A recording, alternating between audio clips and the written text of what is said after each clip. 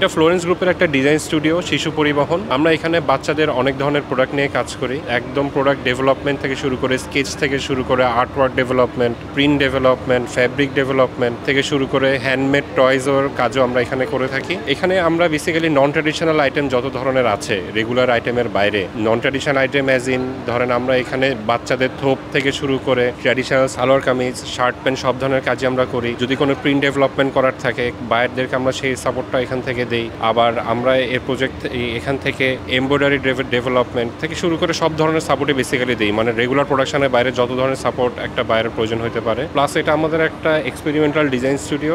এখানে আমরা যত ধরনের এক্সপেরিমেন্ট আছে রেগুলার আইটেমের বাইরে ভ্যালু অ্যাডেড কাজ করার জন্য সেই জিনিসগুলো আমরা বেসিক্যালি এই প্রজেক্টের আন্ডারে করে থাকি। এখানে বেসিক্যালি যেহেতু এটাকে আমরা একটা অপরচুনিটি হিসেবে দেখছি, যেহেতু এই কাজটা সবাই করে না।